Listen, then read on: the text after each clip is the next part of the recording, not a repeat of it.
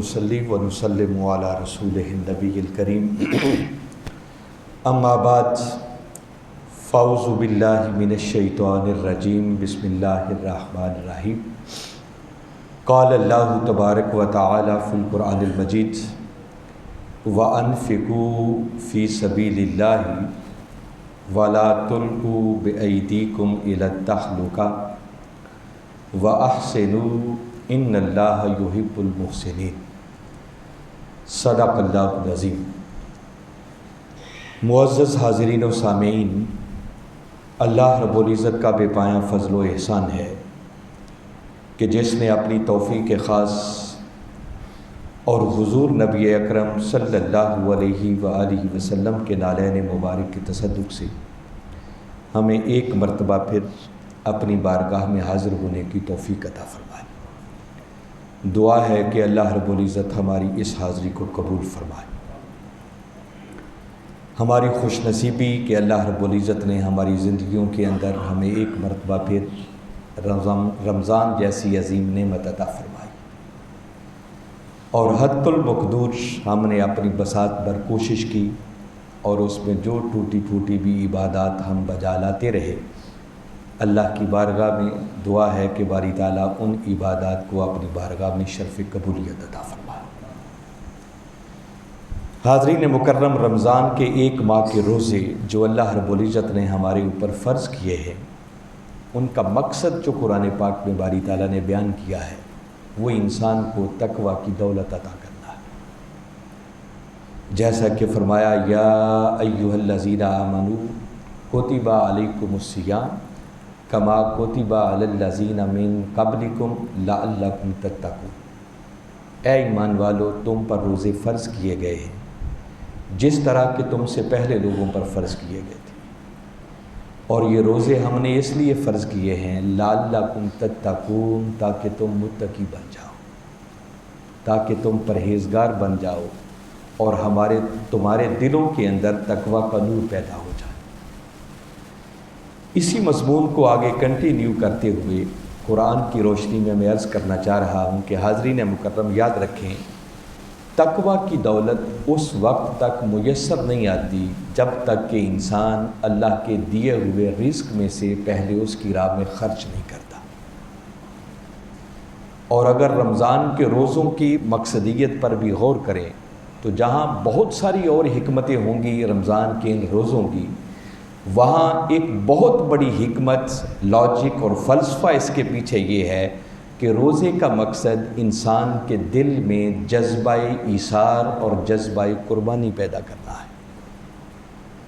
اگر مہینے بھر کے روزے رکھ کر بھی بندے میں جذبہ ایثار پیدا نہ ہوا، جذبہ قربانی پیدا نہ ہوا، اس نے اپنے حق کو دوسروں پر قربان کرنا نہ سیکھا اور اپنے سکھ کو دوسروں کے دکھ پر قربان کرنا نہ سیکھا، سمجھیں اس نے مہینے بھر کے روزے رکھ کر بھی کچھ بھی حاصل نہیں کیا۔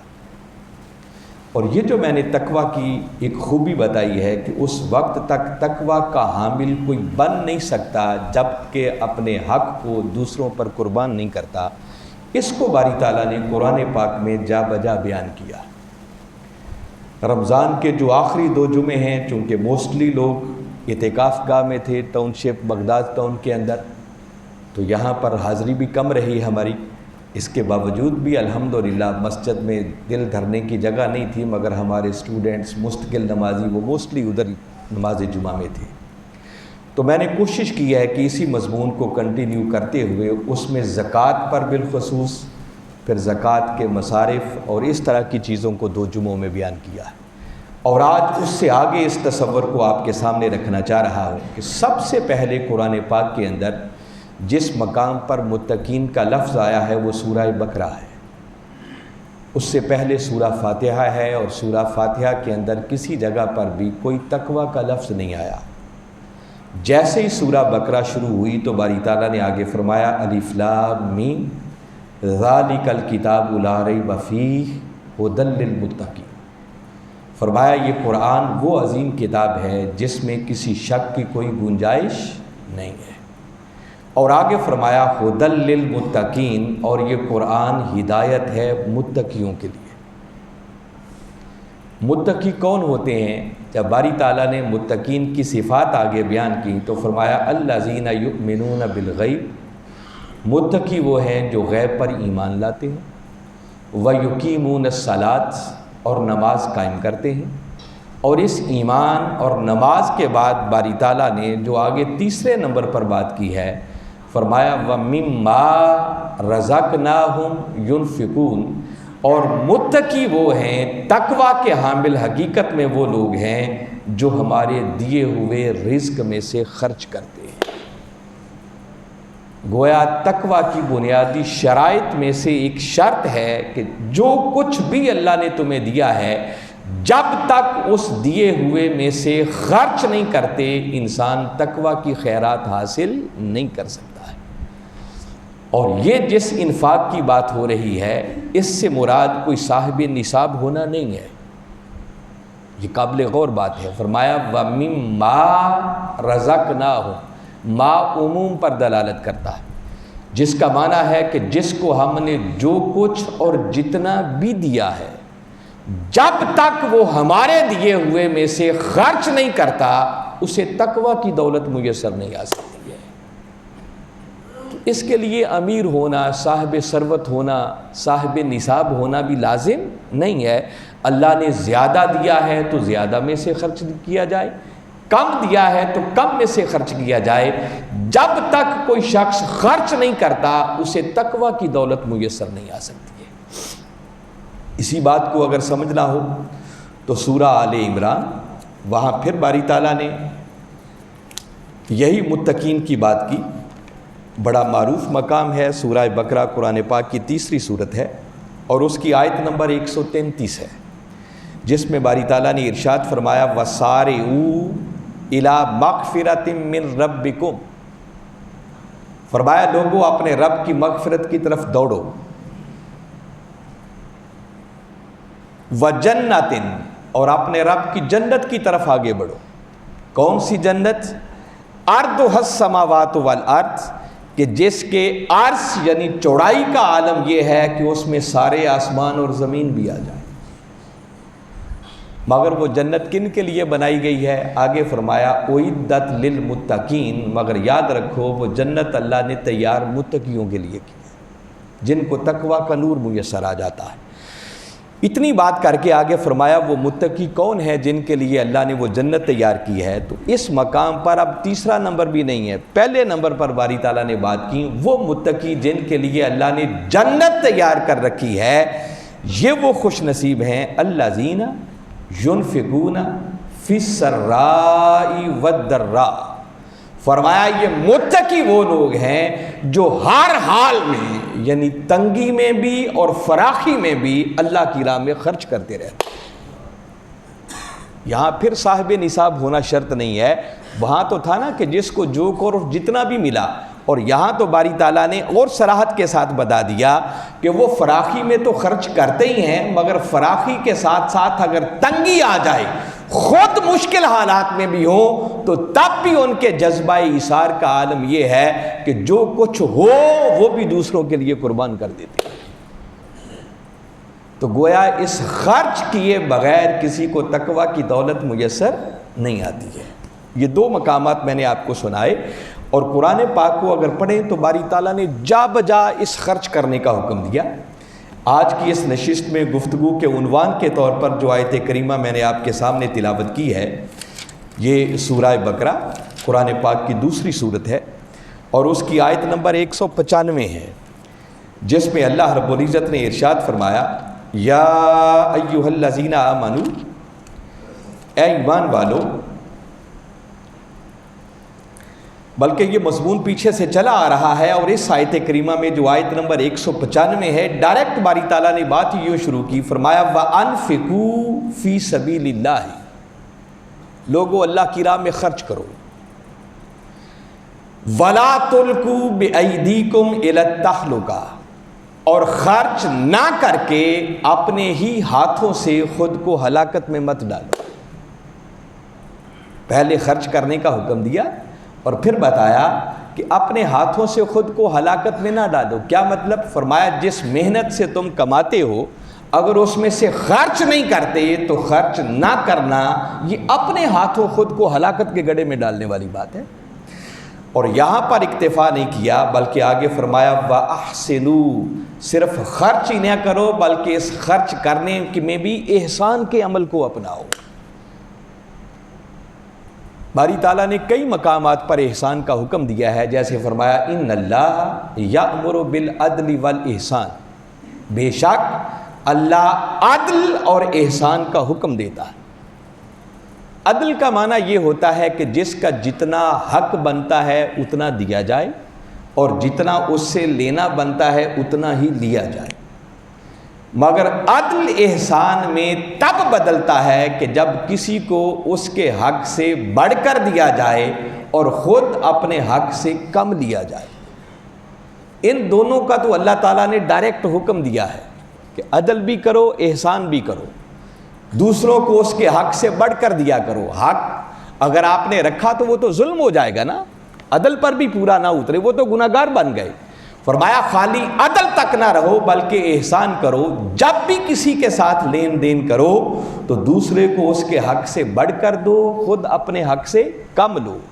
مگر کمال احسان یہ ہے کہ بندہ اپنا سب کچھ ہی دوسرے کے لیے قربان کر دے۔ وہ باری تعالیٰ یہاں فرما رہے ہیں وَأَحْسِنُوا، اس دینے میں بھی عمل احسان کو اپناؤ، بڑھ کر دو۔ کیوں؟ ان اللہ یحب المحسنین، بے شک اللہ احسان کرنے والوں کو اپنا محبوب بنا لیتا ہے، اللہ احسان کرنے والوں کو پسند کرتا ہے، اللہ احسان کرنے والوں سے محبت کرتا ہے۔ اور سوچیں اگر اللہ ہی بندے کو اپنا محبوب بنا لے تو اس سے آگے پاس کرنے والی ڈگری کون سی بچتی ہے؟ مگر اللہ کن سے محبت کرتا ہے؟ جو عمل احسان کو اپناتے ہیں، جس پر قبلہ حضور نے ایک پورا لیکچر دیا ہے کہ احسان کسے کہتے ہیں۔ جنہوں نے اس اعتکاف کے خطابات نہیں سنے، میں ان کو ریکویسٹ کروں گا کہ اس مرتبہ کے خطابات کو 10 مرتبہ بھی سنیں تو کم ہے، اتنے اہم لیکچرز ہیں، وہ زندگی کو بدل دینے والے ہیں۔ اور صرف حظ لینے کے لیے اور ذوق کے لیے نہ سنیں بلکہ اس نیت سے سنیں کہ ان خطابات کو سن کر پھر ہم نے اپنی زندگیوں کو بدلنا ہے، زندگی میں تبدیلی آنی چاہیے۔ تو باری تعالیٰ نے یہاں پر بھی خرچ کرنے کا حکم دیا۔ آپ کو ایک دلچسپ مقام قرآن پاک کا بتاتا ہوں، اور یہ بات بھی باری تعالیٰ نے ایک بار نہیں بلکہ کم و بیش 3 مرتبہ تو ایک ہی جگہ پر سورہ بقرہ میں ارشاد فرمائی۔ دیکھیے جب ولیوں کا ذکر ہوتا ہے تو ولیوں کی باری تعالیٰ نے ایک شان بیان کی ہے، فرمایا الا ان اولیاء اللہ لا خوف علیہم ولا هم یحزنون، فرمایا آگاہ ہو جاؤ کہ وہ لوگ جن کو اللہ اپنا ولی بنا لیتا ہے، اپنی دوستی کے لیے چن لیتا ہے، منتخب کر لیتا ہے، یہ وہ خوش نصیب ہیں کہ جن کو پھر دنیا اور آخرت میں ہر قسم کے خوف اور غم سے آزاد کر دیا جاتا ہے۔ لا خوف علیہم ولا هم یحزنون، یہ جزا باری تعالیٰ اولیاء کو عطا کرتے ہیں جن کو وہ اپنا دوست بنا لیتا ہے، ولی بنا لیتا ہے۔ اب میں 3 مقامات قرآن پاک کے آپ کو سنا رہا ہوں جو صرف سورہ بقرہ کے ایک ہی رکوع کے اندر آپ کو مل جائیں گے۔ باری تعالیٰ نے اس سورہ بقرہ کی آیت نمبر 262 میں ارشاد فرمایا الذین ینفقون اموالہم فی سبیل اللہ، وہ لوگ جو اللہ کی راہ میں اپنا مال خرچ کرتے ہیں، ثم لا یتبعون ما انفقوا منا ولا اذى، اور پھر جو کچھ وہ خرچ کرتے ہیں اس خرچ کرنے کے بعد کسی کو احسان بھی نہیں جتلاتے اور کسی کے لیے اذیت کا باعث بھی نہیں بنتے۔ خرچ کریں تو کسی پر احسان نہ کریں اور اس کے لیے اذیت کا باعث نہ بنے کہ دیں تو صحیح مگر پھر ہمیشہ اس کو ٹیز کرتے رہیں، تنگ کرتے رہیں۔ فرمایا جو اپنے اندر صرف یہ خوبی پیدا کر لے کہ خرچ کرے اور پھر احسان نہ جتلائے، تکلیف کا باعث نہ بنے، تو فرمایا لہم اجرہم عند ربہم، تو ایسے لوگوں کے لیے ان کے رب کے پاس اجر ہے، اور وہ اجر کیا ہے؟ ولا خوف علیہم ولا هم یحزنون، کہ ایسے خوش نصیبوں کو بھی دنیا اور آخرت میں ہر قسم کے خوف اور غم سے آزاد کر دیا جائے۔ تو جو جزا باری تعالیٰ ولیوں کو عطا کرتے ہیں وہی جزا وہ اپنی راہ میں خرچ کرنے والوں کو بھی عطا کرتا ہے۔ ایک مقام پر بات کی، پھر اسی سورہ بقرہ کے اندر باری تعالیٰ نے اسی بات کو دوبارہ دہرایا، فرمایا الذین ينفقون اموالهم باللیل والنہار، وہ لوگ جو راتوں کو بھی اور دنوں کو بھی اپنا مال خرچ کرتے ہیں، چھپ کے بھی دیتے ہیں، اعلانیہ بھی دیتے ہیں، اور آگے مزید اس کی صراحت کر دی سرًا و علانیہ، جو چھپا کر بھی دیتے ہیں اور ظاہر کر کے بھی دیتے ہیں۔ فرمایا فَلَهُمْ أَجْرُهُمْ عِنْدَ رَبِّهِمْ، ایسے خرچ کرنے والوں کے لیے ان کے رب کے پاس جزا ہے، اور وہ جزا کیا ہے؟ وَلَا خَوْفٌ عَلَيْهِمْ وَلَا هُمْ يَحْزَنُونَ، کہ ان کو دنیا اور آخرت میں ہر خوف اور غم سے آزاد کر دیا جائے۔ ان باتوں کو اس کامل ایمان اور یقین کے ساتھ سنیں کہ یہ اللہ کا قرآن ہے، اللہ اعلان کر رہا ہے، اور اس کے وعدوں میں کبھی آپ اختلاف نہیں پائیں گے۔ وہ خود کہتا ہے کہ مجھ سے بڑھ کر وعدے کا پورا کرنے والا کون ہے؟ فرمایا میری راہ میں خرچ کر کے دیکھو، میں خدا وعدہ کرتا ہوں کہ تمہیں دنیا اور آخرت میں ہر خوف اور غم سے آزاد کر دیا جائے گا، اور یہ وہ جزا ہے جو اپنے ولیوں کو عطا کرتا ہے۔ تیسرا مقام باری تعالیٰ نے پھر اسی سورہ بقرہ میں فرمایا ان الذین آمنوا وعملوا الصالحات، بے شک وہ لوگ جو ایمان لائے اور جنہوں نے اعمال صالحہ کو اپنی زندگی کا وتیرہ اور شعار بنا لیا۔ آگے فرمایا وَأَقَامُوا الصَّلَاةَ، پھر نماز قائم کی، اور نماز کے ساتھ آگے ایک ہی عمل بتایا وَآتُوا الزَّكَاةَ، وَآتَوُا الزَّكَاةَ، اور جنہوں نے زکوٰۃ ادا کی، اللہ کی راہ میں خرچ کیا، مال کا حق ادا کیا، ان کے لیے پھر فرمایا لہم اجرہم عند ربہم ولا خوف علیہم ولا ہم یحزنون، ایسے خوش نصیبوں کے لیے ان کے رب کے پاس اجر ہے، اور وہ اجر یہ ہے کہ ان کو دنیا اور آخرت میں ہر خوف اور غم سے آزاد کر دیا جائے۔ تو گویا وہ جزا جو باری تعالیٰ اپنے ولیوں کو عطا کرتا ہے، اگر کوئی اس کی مخلوق پر اس کی راہ میں خرچ کرنے والا بن جائے اور اس طرح خرچ کرے کہ خرچ کرنے کے بعد کسی کو احسان بھی نہ جتلائے اور کسی کے لیے تکلیف کا باعث بھی نہ بنے، تو باری تعالیٰ اعلان کر رہے ہیں کہ اس کو وہی جزا عطا کروں گا جو میں اپنے ولیوں کو عطا کیا کرتا ہوں۔ پھر نہ دنیا میں کوئی پریشانی ہوگی، نہ آخرت میں کوئی پریشانی اور غم ہوگی، ہر قسم کے خوف اور غم سے اس بندے کو آزاد کر دیا جائے گا۔ آج کی اس نشست میں اب مقامات تو بہت سارے پڑھنے والے ہیں، مگر میں صرف ایک ہی صورت پر آپ کی توجہ دلانا چاہ رہا ہوں۔ قرآن پاک کی ایک صورت ہے سورہ اللیل، اس صورت کو پڑھیں تو اس پوری کی پوری صورت کا مضمون ہی اللہ کی راہ میں خرچ کرنا ہے۔ آپ کو حیرت ہوگی سن کر کہ دیکھیں پوری کی پوری صورت ہے اور پوری صورت کا مضمون ہی ایک ہے۔ اس سے اندازہ کریں کہ اللہ نے اگر قرآن پاک کی 114 صورتوں میں سے باقی مضامین ایک طرف جو پورے قرآن میں پھیلے ہوئے ہیں، صرف اسی ایک صورت کو اللہ رب العزت نے صرف اس انفاق کی اہمیت بتانے کے لیے معین کر رکھا ہے۔ اب غور کریں باری تعالیٰ نے بات کس طرح شروع کی۔ فرمایا واللیل اذا یغشی، رات کی قسم کھائی، فرمایا قسم ہے رات کی جب وہ چھا جائے، والنہار اذا تجلی، اور قسم ہے دن کی جب وہ چمک اٹھے۔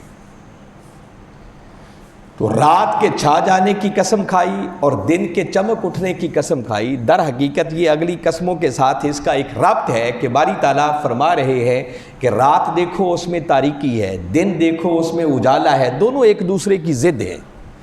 اسی طرح آگے فرمایا وما خلق الذکر والانثی، اور اللہ نے جو کچھ بھی پیدا کیا ہے اسے جوڑے جوڑے پیدا کیا، نر بھی بنایا مادہ بھی بنایا، اس میں بھی ضد بیان کی۔ جیسے مؤنث اور مذکر ضد ہے ایک دوسرے کی، نر اور مادہ، اس بات کا ذکر کیا ذکر والانثی، اور یہ قسمیں کھا کر آگے بیان کیا ان سعیکم لشتیٰ، فرمایا جس طرح ان چیزوں میں تم اختلاف دیکھتے ہو اسی طرح تمہاری کاوشیں بھی مختلف ہیں۔ تم میں سے کتنے لوگ ہیں جو نیکی کے لیے کوشاں رہتے ہیں اور کتنے لوگ ہیں جو گناہوں کے لیے، برے کاموں کے لیے کوشاں رہتے ہیں۔ ان کی ایفرٹ کوشش برائی کے لیے ہوتی ہے اور کچھ کی ایفرٹ جد و جہد کوشش نیکی کے لیے ہوتی ہے۔ اتنی بات کر کے آگے باری تعالیٰ نے فرمایا فَأَمَّا مَنْ آتَا، اب قسمیں کھا کر باری تعالیٰ آگے اعلان کر رہے ہیں، پس جس نے عطا کیا، جس نے دیا، جس کا ہاتھ لینے والا نہ رہا بلکہ دینے والا بن گیا، جس کا ہاتھ نیچے والا نہ رہا بلکہ اوپر والا ہو گیا، جس نے سخیوں کی راہ کو اپنا لیا، اور آگے فرمایا واتقا، اور اللہ کی راہ میں دے کر جس نے تقوی کے نور کو حاصل کر لیا۔ وہی پھر تقوی کے ساتھ آپ اندازہ کریں، اسی دینے کے عمل کو اللہ تعالیٰ نے جوڑا۔ دینا اور تقوی یہ دونوں لازم و ملزوم ہیں۔ فرمایا جس نے دیا اور دے کر اپنے من کو تقوی کے نور سے روشن کر لیا، اور ساتھ آگے فرمایا وصدق بالحسنی، اور ان دونوں اعمال کے ذریعے پھر اس نے حسنہ یعنی نیکی، دین حق اور اسلام کی تصدیق کر دی۔ ان کے لیے فرمایا فَسَنُيَسِّرُهُ لِلْيُسْرَىٰ، باری تعالیٰ نے جمع کے صیغے میں اور تاکید کے ساتھ اعلان کیا، پس یہی وہ خوش نصیب ہیں جن کے لیے ہم جنت کی راہ بڑی آسان کر دیں گے۔ پہلی بات تو اس میں غور طلب یہ ہے کہ باری تعالیٰ نے قسمیں کھا کر فرمایا جس طرح تمہاری کاوشیں مختلف ہیں، کوئی نیکی کے لیے جد و جہد کرتا ہے، کوئی برائی کے لیے جد و جہد کرتا ہے، اسی طرح تم میں سے کچھ وہ ہیں جو دینے والے ہیں اور دے کر تقوی کا نور حاصل کر لیتے ہیں، اور اپنے اس عمل کے ذریعے، دینے کے عمل کے ذریعے دین حق کی تصدیق کر دیتے ہیں۔ دیکھیے یہ جو ہے نا دینا اور دین حق کی تصدیق کرنا، ساتھ اگلی آیت بھی ملا لیں، پھر اس پر میں آپ کو ایک اور سند اور دلیل دیتا ہوں۔ تو فرمایا یہ جو دینے والے بن گئے اور دے کر جنہوں نے تقوی کے نور کو حاصل کر لیا، حقیقت میں یہی وہ خوش نصیب ہیں جن کے لیے ہم جنت کی راہ بڑی آسان کر دیں گے۔ اللہ کی رضا کا حصول ان کے لیے بڑا آسان بنا دیں گے، ان کے لیے راہیں بڑی آسان ہوتی چلی جائیں گی۔ اور ساتھ ہی باری تعالیٰ نے آگے فرمایا وَأَمَّا مَن بَخِلَ، اب دوسری اس کی ضد بیان کی، ادھر دینے والا تھا، ادھر بخل کرنے والا، کنجوسی کرنے والا، اپنے ہاتھ کو روک لینے والا، وَاسْتَغْنَىٰ، اور جو مستغنی ہو گیا، بے نیاز ہو گیا، اللہ کے خوف سے بھی، اس کے ڈر سے بھی، اور حاجت مند اور غریب کی ضرورتوں سے بھی بے نیاز ہو گیا۔ کوئی مرتا ہے تو مرتا رہے، مجھے کیا، کسی کو نہیں ملتا تو نہ ملے، میرا اس سے کیا تعلق۔ جو اس چیز سے بے نیاز ہو گیا، وَكَذَّبَ بِالْحُسْنَىٰ، اور جس نے اپنے اس عمل سے اللہ کے دین کی، اللہ کے اسلام کی تکذیب کی، اسے جھٹلایا، تو فرمایا فَسَنُيَسِّرُهُ لِلْعُسْرَىٰ، تو ایسے شخص کے لیے ہم جہنم کا راستہ بڑا آسان کر دیں گے، اس کو پھر ایسی ڈھیل عطا کریں گے کہ پھر وہ برائی میں آگے بڑھتا ہی چلا جائے گا، اس کی آنکھوں پر ایسے پردے پڑیں گے کہ اس کو اپنا برا عمل بھی برا دکھائی نہیں دے گا، ضمیر اس قدر مردہ ہو جائے گا کہ جتنی اللہ اور اس کے رسول کی نافرمانی کرے گا اتنا ہی اس پر گمنڈ کرے گا، تکبر اور غرور سے چلے گا۔ تو اللہ ایسے شخص کے لیے پھر راہیں اور ڈھیلی کرتا چلا جاتا ہے، فرمایا اس کے لیے جہنم کا راستہ ہم بڑا آسان کر دیں گے۔ تو اب غور کریں، ادھر باری تعالیٰ نے فرمایا کہ جس نے دیا اس نے دے کر اللہ کے دین کی تصدیق کر دی، اور جس نے بخل کیا، اپنے ہاتھ کو روکا، تو فرمایا بخل کرنا ایسا ہی ہے جیسے اس نے اللہ کے دین کی تکذیب کر دی۔ اور یہی بات باری تعالیٰ نے سورہ ماؤن میں فرمائی ہے، وہاں فرمایا ارأیت الذی یکذب بالدین، کیا آپ نے اس شخص کو نہیں دیکھا جو دین کی تکذیب کرتا ہے، جو دین کو جھٹلاتا ہے، جو دین کا انکار کرتا ہے۔ تو سننے والے متوجہ ہو گئے کہ باری تعالیٰ آگے کس کا نام لینے والے ہیں، کون ہے دین کو جھٹلانے والا۔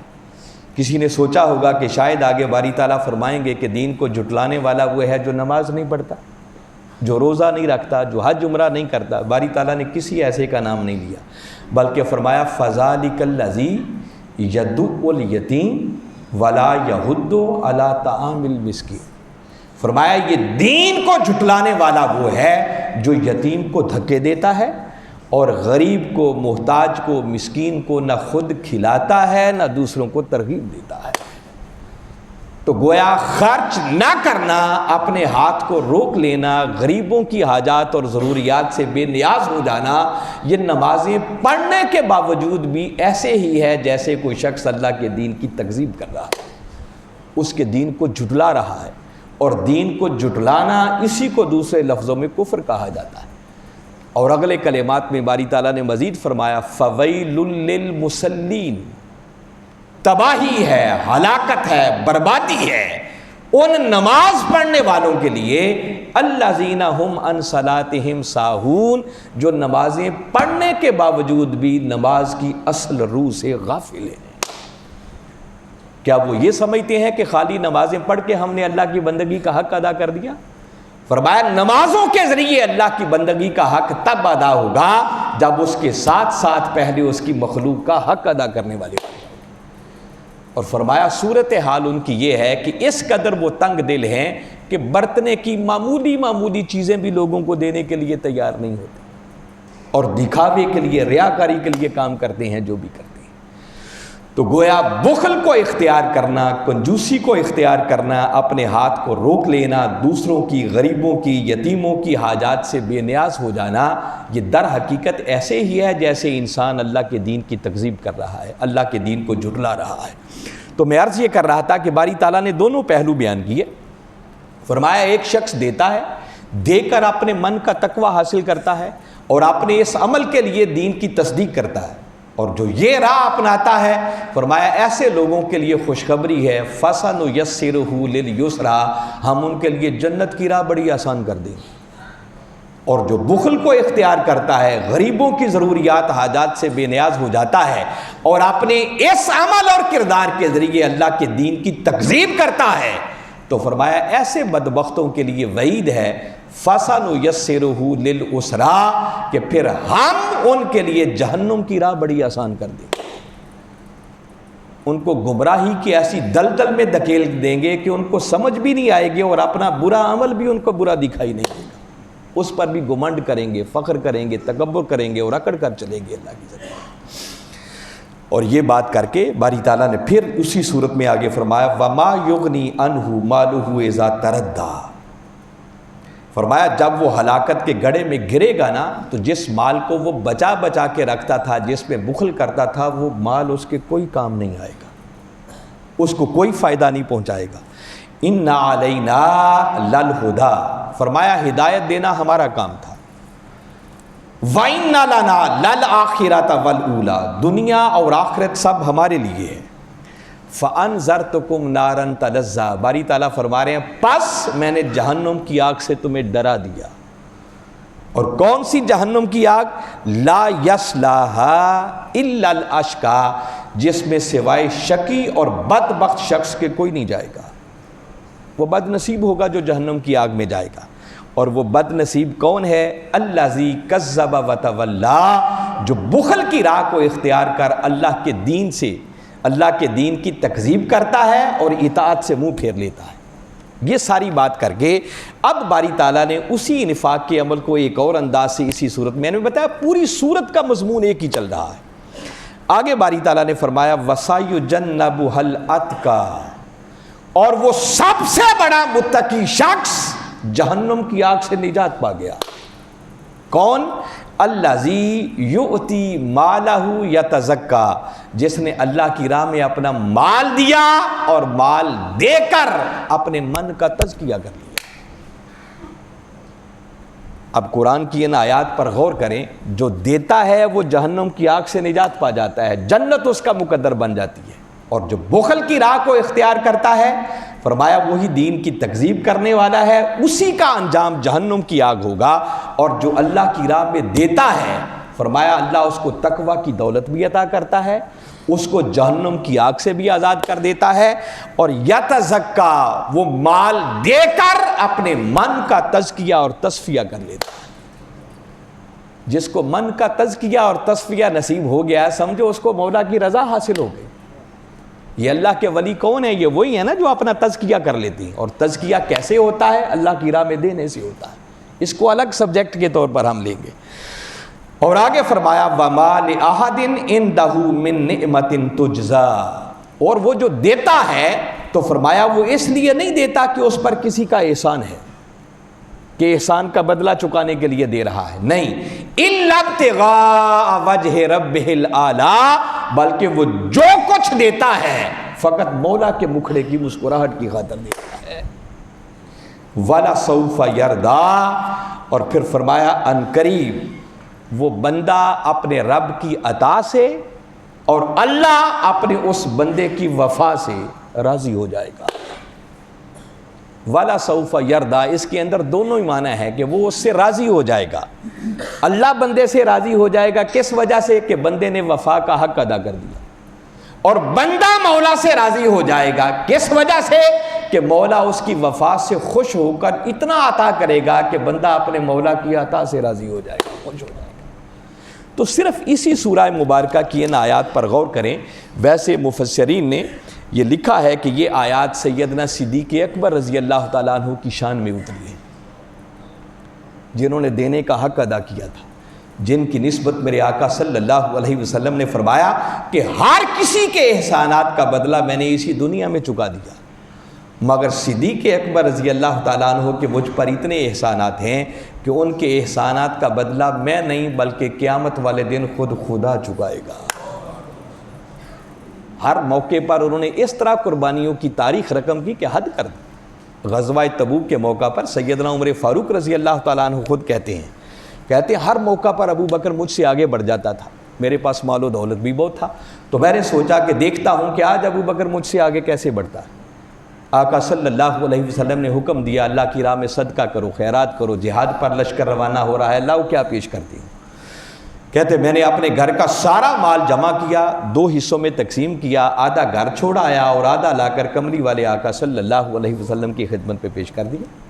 جیسے ہی پیش کیا تو آقا نے پوچھا کہ عمر گھر والوں کے لیے کیا چھوڑ کے آئے ہو؟ تو عرض کرنے لگے آقا جتنا ادھر لایا ہوں اتنا ہی پیچھے گھر والوں کے لیے چھوڑ آیا۔ یہ عدل ہے، ان کا بھی حق تھا اتنا چھوڑا ہے، مگر تھوڑی ہی دیر گزری تھی کہ وہ پروانہ چراغ مصطفی سیدنا صدیق اکبر رضی اللہ تعالیٰ عنہ جو کچھ تھا لے کر آقا کی بارگاہ اقدس میں حاضر ہو گئے۔ میرے آقا نے سیم وہی کویسچن ان سے بھی کیا، ما ابقیت لأہلک یا ابا بکر، ابو بکر گھر والوں کے لیے کیا چھوڑ کے آئے؟ یہاں جواب ڈیفرنٹ پایا، عرض کرتے ہیں ابقیت لہم اللہ ورسولہ، آقا جو دنیا کی مال و متاع تھی وہ تو لا کر آپ کے قدموں میں حاضر کر دی، رہ گئے گھر والے تو ان کے لیے اللہ اور اس کا رسول چھوڑ کر آیا۔ یہ سیدنا صدیق اکبر رضی اللہ تعالیٰ عنہ کا جذبہ ایثار تھا کہ پیچھے پلٹ کے دیکھتے بھی نہیں تھے کہ کچھ بچا بھی ہے یا نہیں بچا، سب کچھ ہی لا کر آقا کی خدمت میں حاضر کر دیا۔ اور کہتے ہیں کہ جب سب کچھ جمع کر لیا تو دیواروں پر بھی ہاتھ مار رہے۔ کسی نے پوچھا ابو بکر اب کیا تلاش کر رہے ہو؟ فرماتے ہیں یاد پڑتا ہے کوئی سوئی دیوار میں لگائی تھی، چاہتا ہوں آج وہ بھی نہ رہ جائے بلکہ سب کچھ ہی مصطفیٰ کے قدموں پر قربان کر دوں۔ جب یوں سارا کچھ قربان کر دیا تو اللہ رب العزت نے جبریل امین علیہ السلام کو بھیجا، جبریل جاؤ اور آج میرے محبوب کی بارگاہ میں پہلے میرا سلام پہنچاؤ اور پھر میرے محبوب کے وسیلے سے میرا سلام ابو بکر تک بھی پہنچاؤ، اور میرے محبوب سے پوچھو کہ ابو بکر سے پوچھے کہ ابو بکر نے سب کچھ ہی دے دیا، خود فقیر ہو گیا، تو اس حال میں بھی اپنے مولا سے راضی ہے؟ ذرا چشم تصور میں لائیں نا وہ منظر کیا ہوگا۔ کملی والے آقا صلی اللہ علیہ وسلم نے وہی ریسیو کی ہوگی اور سیدنا صدیق اکبر کو مخاطب کر کے جب فرمایا ہوگا کہ ابو بکر تجھے مبارک ہو، تیرے رب نے تجھے سلام بھیجا ہے، اس عاشق پر کیا بیتی ہوگی؟ اور پوچھا کہ ابو بکر تیرا رب پوچھ رہا ہے کہ اس حال میں بھی ہم سے راضی ہے؟ بس یہ سننا تھا کہ ابو بکر نے وجد میں آ کر آقا کے گرد 3 چکر بھی کاٹ ڈالے اور رکت کے ساتھ رو کر عرض کرنے لگے انا ان ربی راضٍ، انا ان ربی راضٍ، انا ان ربی راضٍ، آقا میں تو رب سے راضی ہوں، راضی ہوں، راضی ہوں، بس پوچھ کر اتنا بتا دیں کہ ابو بکر نے جو کچھ دیا اس نے قبول بھی کر لیا یا نہیں کر لیا۔ یہ جذبہ ایثار، یہ جذبہ قربانی، اگر مہینے بھر کے روزے رکھ کر یہ جذبہ ایثار اور قربانی ہمارے اندر پیدا نہ ہو سکا تو یوں سمجھیں کہ ہم نے مہینے بھر کے روزے رکھ کر بھی کچھ بھی حاصل نہیں کیا ہے۔ باری تعالیٰ بار بار قرآن پاک میں حکم دیتے ہیں کہ لوگو اللہ کی راہ میں خرچ کرو قبل اس کے کہ تمہارا آخری وقت آ جائے۔ بس آخری آیت پڑھ کے میں گفتگو ختم کر رہا ہوں۔ سورہ منافقون قرآن پاک کا 63واں سورہ ہے۔ باری تعالیٰ نے ایمان والوں سے خطاب کیا اور ایمان والوں سے خطاب کرتے ہوئے ارشاد فرمایا وَأَنفِقُوا مما رزقناکم من قبل ان یأتی احدکم الموت، فرمایا ہے کلمہ پڑھ کے دائرہ ایمان میں آ جانے والوں، قبل اس کے کہ تمہاری موت کا وقت آ جائے، اس وقت کے آنے سے پہلے پہلے ہمارے دیے ہوئے رزق میں سے خرچ کر لو۔ یہ اللہ آوازیں دے رہا ہے، ندا دے رہا ہے، وہ آج ہمیں غفلت کی نیند سے بیدار کر رہا ہے اور بتا رہا ہے کہ موت کے دن سے پہلے پہلے خرچ کر لو۔ اور فرمایا جب موت کا وقت آئے گا فیقول، تو اس وقت بندہ کہے گا رب لولا اخرتنی الی اجل قریب، مولا تھوڑی دیر کے لیے مجھے مہلت دے دے، تھوڑا سا موت کو مؤخر کر دے۔ کیوں کر دے؟ فاصدق، تاکہ میں کچھ صدقہ کر لوں، کچھ خیرات کر لوں، کچھ میں بھی تیری راہ میں خرچ کر لوں، وَأَكُن مِّنَ الصَّالِحِينَ، اور خرچ کر کے میں بھی صالحین کی صف میں داخل ہو جاؤں۔ مگر فرمایا وَلَن يُؤَخِّرَ اللَّهُ نَفْسًا إِذَا جَاءَ أَجَلَهَا، جب کسی کی اجل اور موت کا وقت آ جاتا ہے تو پھر ایک لمحے کی بھی تاخیر، پھر وقت نہیں ملے گا۔ فرمایا لوگوں قبل اس کے کہ وہ وقت آ جائے، اس وقت کے آنے سے پہلے پہلے ہمارے دیے ہوئے میں سے خرچ کر دو۔ دیا بھی ہم نے ہے، لے بھی ہم نے لینا ہے، بس تمہیں امین بنایا ہے اور تمہیں حکم دے رہا ہوں کہ میرے دیے ہوئے میں سے جس مال کا تمہیں میں نے امین بنایا ہے، موت کے آنے سے پہلے پہلے خرچ کر کے اپنی دنیا بھی سنوار لو اور اپنی آخرت بھی سنوار لو۔ اس دینے کے بغیر لوگوں نہ دنیا سنورتی ہے نہ آخرت سنورتی ہے۔ جس کو جو کچھ ملا وہ اللہ کی راہ میں دینے سے ملا۔ باری تعالیٰ ہمیں روزے کے اس مقصد کو حقیقت میں سمجھ کر اس پر عمل پیرا ہو کر اپنی دنیا اور آخرت کو سنوارنے کی توفیق عطا فرمائے۔ وما علینا الا البلاغ۔